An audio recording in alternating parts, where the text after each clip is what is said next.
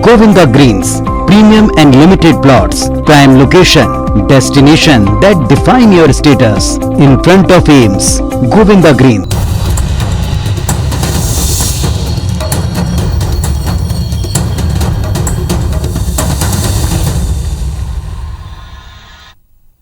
नमस्कार, मैं हूं आकांक्षा और आप देख रहे हैं IBC 24 छत्तीसगढ़ से जुड़े हमारे इस खास बुलेटिन में आप सभी का स्वागत है। अब देखते हैं खबरें विस्तार से। तो यूपी के मुरादाबाद में आज कांग्रेस की प्रतिज्ञा रैली हुई, जिसमें कांग्रेस के महासचिव प्रियंका गांधी के साथ छत्तीसगढ़ के सीएम भूपेश बघेल भी शामिल हुए।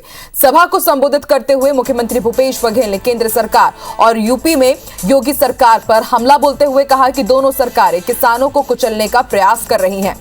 मुख्यमंत्री भूपेश बघेल ने कहा कि कांग्रेस धर्म जात के मुद्दे पर चुनाव नहीं लड़ती, बल्कि प्रियंका गांधी उत्तर प्रदेश की जनता के लिए महंगाई, बेरोजगारी और किसानों के मुद्दे पर लड़ाई लड़ रही है। उन्होंने कहा देश के किसानों ने केंद्र सरकार को झुका दिया है। वहीं सभा को संबोधित करते हुए प्रियंका गांधी ने छत्तीसगढ़ में कांग्रेस सरकार की तारीफ करते हुए कहा कि वहां कांग्रेस की सरकार बनने के बाद किसानों का कर्जा माफ हुआ है, धान का दाम 2500 रुपए मिल रहा है, बिजली बिल भी हाफ हुआ है। उन्होंने कहा कि इसी तरह के वादे हम यूपी की जनता से कर रहे हैं, जिन्हें सरकार बनने के बाद पूरा किया जाएगा।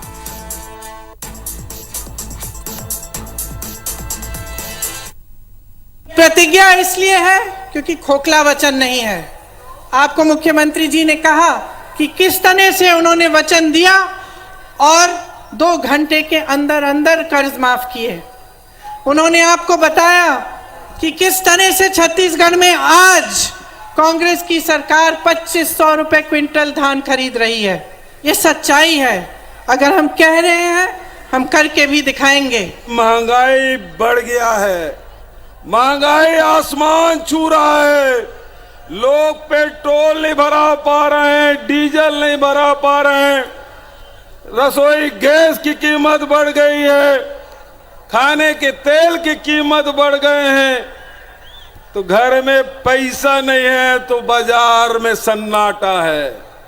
यदि उत्तर प्रदेश की जनता ठान ले, पंजाब और उत्तराखंड की जनता ने कहीं फैसला दे दिया, तो महंगाई जो चरम पे है वो नीचे आ जाएगा। छत्तीसगढ़ में समर्थन मूल्य पर धान खरीदी का आज दूसरा दिन था। मुख्यमंत्री भूपेश बघेल के निर्देश पर मंत्री से लेकर सचिवालय स्तर तक के अफसरों ने मैदान में उतरकर मोर्चा संभाल लिया है। वहीं बारदाने की कमी से किसानों को होने वाली परेशानी का मुद्दा आज लोकसभा में भी गूंजा। कांग्रेस के सांसद दीपक बैज ने कहा कि केंद्र सरकार छत्तीसगढ़ को बारदाना नहीं दे रही है। ये रिपोर्ट देखिए। छत्तीसगढ़ सरकार को बारदाना नहीं देने के कारण किसानों की धान खरीदी प्रभावित हो रही है। संसद के भीतर छत्तीसगढ़ में धान खरीदी का मुद्दा गूंजा।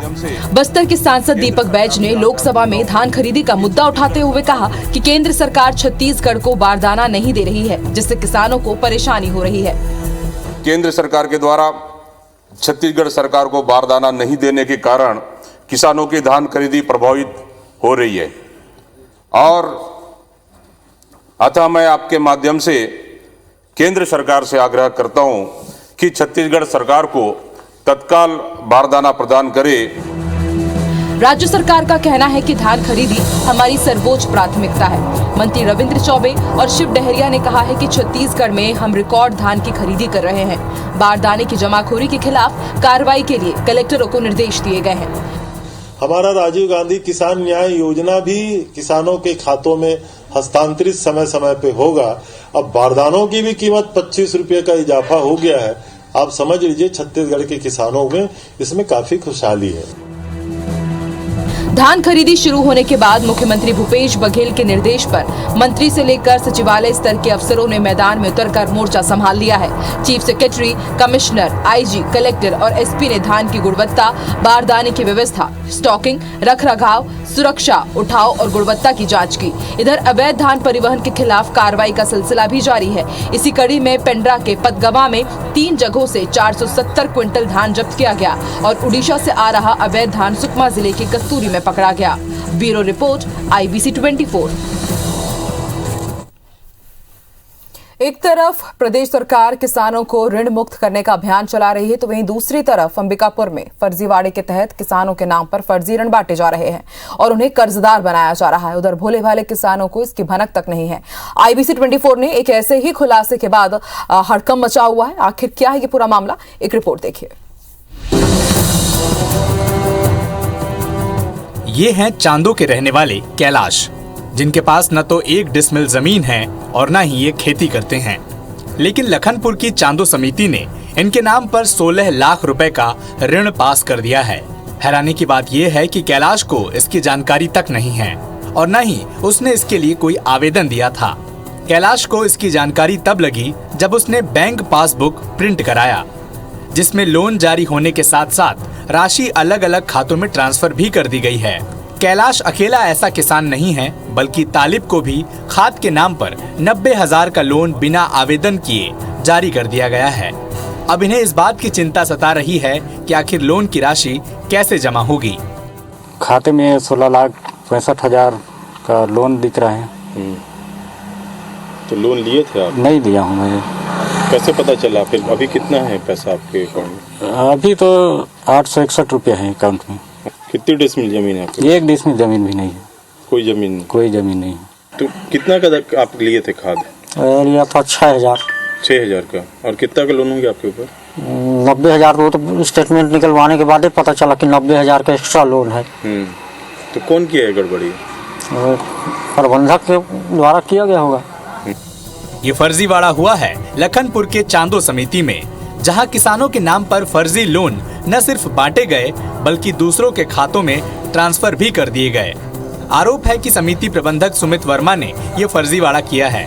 ऐसे में किसान अब इसकी शिकायत प्रशासन से करने की बात कह रहे हैं। इधर IBC 24 के खुलासे के बाद कलेक्टर संजीव झा ये कह रहे हैं कि इस तरह की कोई शिकायत उन तक नहीं पहुंची है, लेकिन मामला गंभीर है, जांच के बाद कार्रवाई की जाएगी। इसका शिकायत प्राप्त नहीं हुआ है, प्राप्त होता है तो इसको हम लोग जाँच करवाएंगे। जो ऋण बांटे जा रहे हैं सर, उस पर भी गड़बड़ी दिख रही है। रिकॉर्ड में उनको एंट्री नहीं दिया जा रहा है। सिस्टम पूरा फुल प्रूफ है, लेकिन उसमें यदि कोई गलती करके और शिकायत का ऐसा काम करता है तो उससे हम लोग कार्रवाई करेंगे। एक तरफ जहां किसानों की मांग के बाद उन्हें लोन के लिए दफ्तरों के चक्कर लगवाए जाते हैं, तो वहीं दूसरी तरफ इन मामलों में न सिर्फ फर्जी लोन बांटकर दर्जन भर किसानों को लाखों रुपए का ऋणी बना दिया गया, बल्कि अब किसान खुद को कर्जदार पाकर काफी चिंतित भी नजर आ रहे हैं। ऐसे में देखना होगा कि इस मामले में किस तरह की जांच और कार्रवाई हो पाती है। अभिषेक सोनी, IBC 24, अंबिकापुर। इसी बीच बड़ी खबर आपको रायपुर से बता दें, भिलाई के 3 वार्डों पर बीजेपी में पेच फंस गया है। बचे हुए 13 में से 10 वार्ड प्रत्याशियों की तो लिस्ट जारी हो गई है, लेकिन 3 वार्डों के उम्मीदवारों के नाम पर अब भी मंथन चल रहा है। बचे हुए प्रत्याशी के नामों पर दोपहर से ही यह मंथन चल रहा है, लेकिन अभी तक एक मत नहीं हो पाए हैं। तो भिलाई के 3 वार्डों पर पेच फंसा हुआ है। बचे हुए 13 में से 10 वार्डों के जो प्रत्याशी हैं उनके नामों का तो ऐलान कर दिया गया है, लेकिन 3 वार्डों के उम्मीदवारों के नाम पर अब भी मंथन चल रहा है।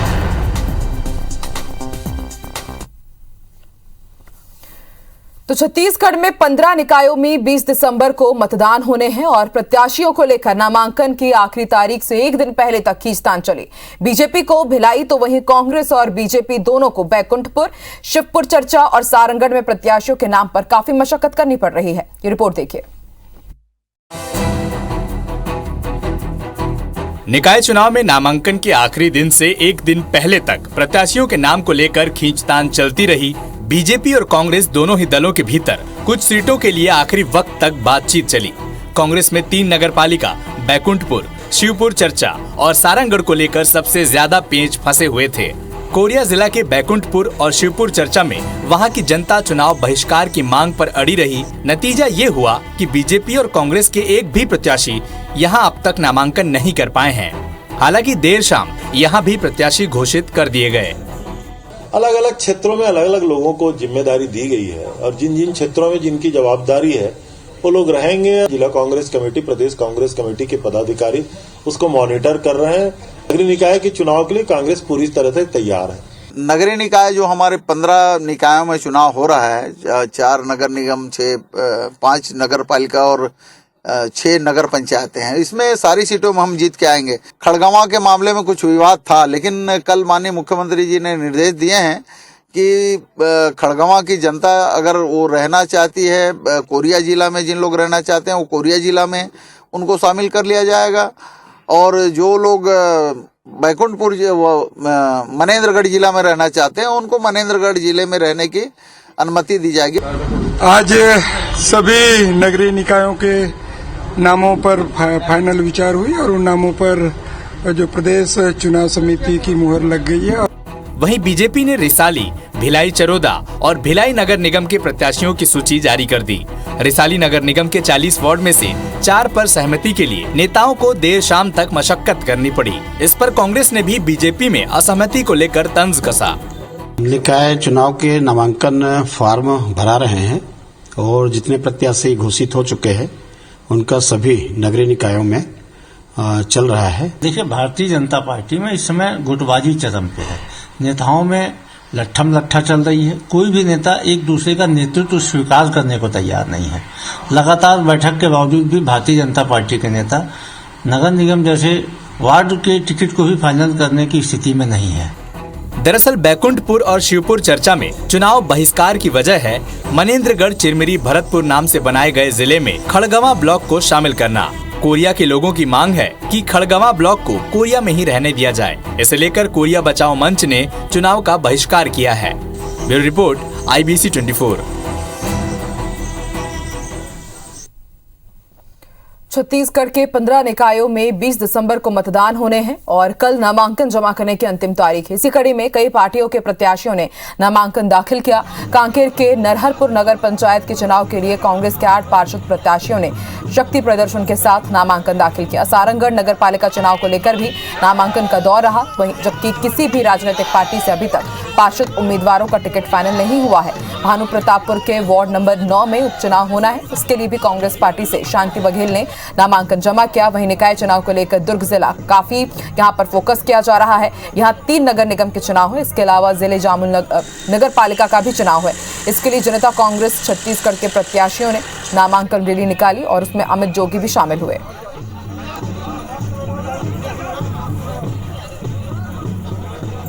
नवागढ़ विधानसभा क्षेत्र में मारो नगर पंचायत में होने वाले आम चुनाव को लेकर एक बार फिर से दोनों दल आमने सामने हैं।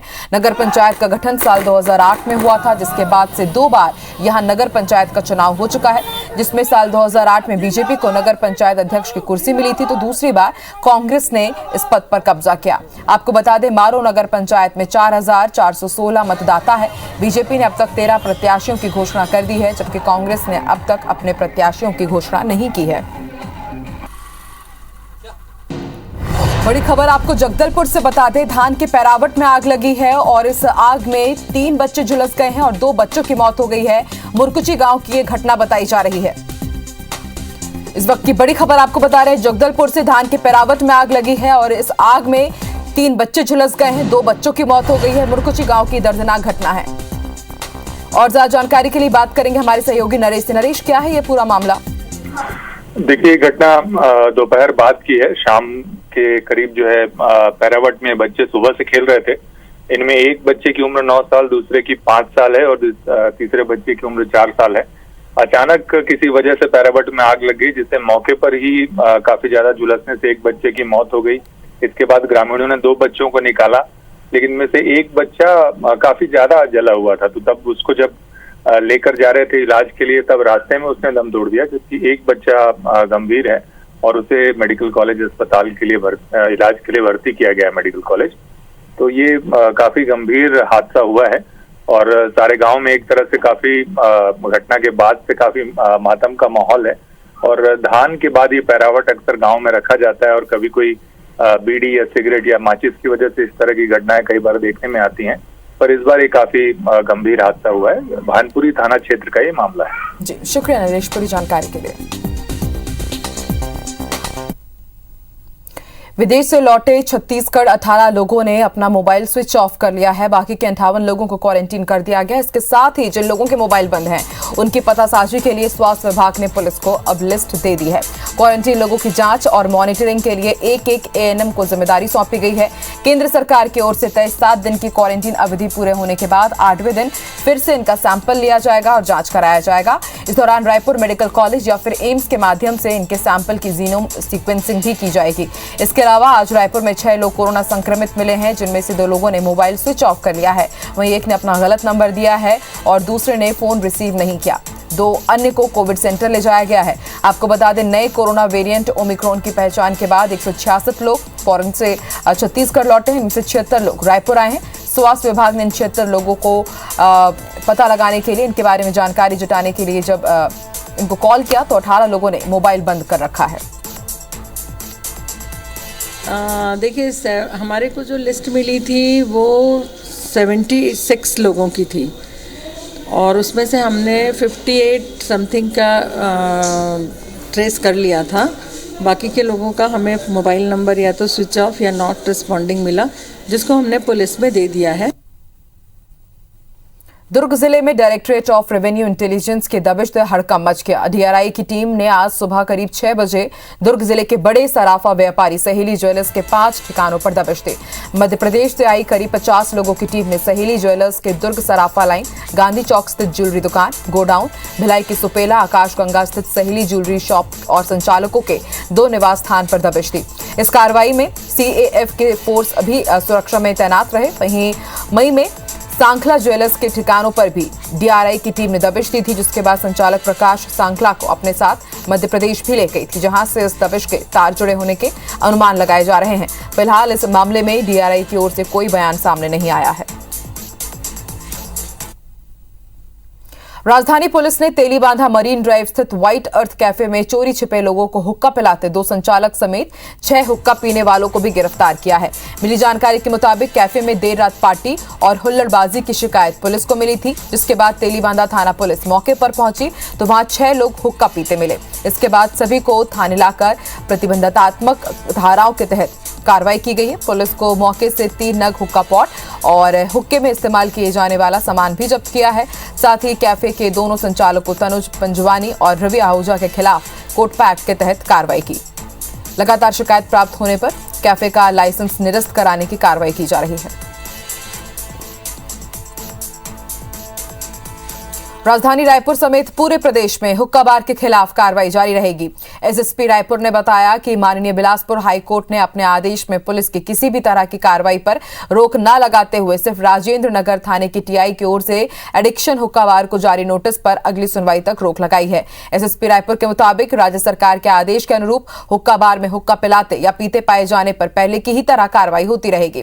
गौरतलब है कि सीएम भूपेश बघेल ने जिलों के एसपी और रेंज आईजी की बैठक में हुक्का बार पर कड़ी कार्रवाई के निर्देश दिए थे। उसके बाद से ही रायपुर के साथ ही प्रदेश के जिलों की पुलिस ने हुक्का बार पर ताबड़तोड़ कार्रवाई की। आपको बता दें, राज्य सरकार आगामी विधानसभा सत्र में हुक्का बार के संचालन और वहां बैठकर पीते हुए पाए जाने वालों के खिलाफ कड़ी सजा का प्रावधान भी लाने वाली है।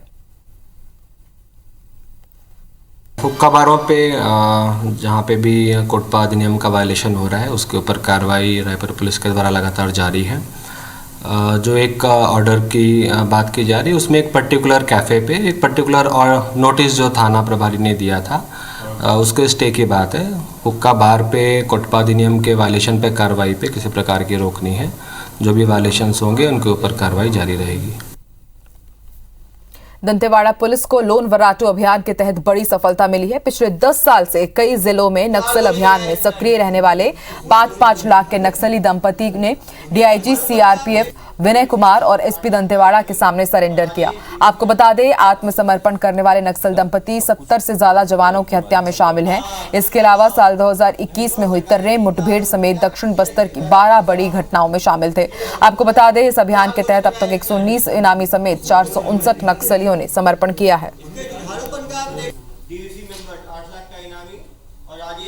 गोली लगने के बाद भी लंबा इनको गश्त करवाते थे माओवादी और इन पे हर तरह का शारीरिक और मानसिक शोषण करते थे, जिससे परेशान होके इन्होंने दंतेवाड़ा पुलिस के लोन वर्राटू अभियान से प्रभावित होके इसके बारे में सुनकर ये सीधा दंतेवाड़ा आकर इन्होंने आत्मसमर्पण किया। इन दोनों को छत्तीसगढ़ शासन की पुनर्वास एवं समाज समर्पण नीति का पूरा फायदा दिया जाएगा।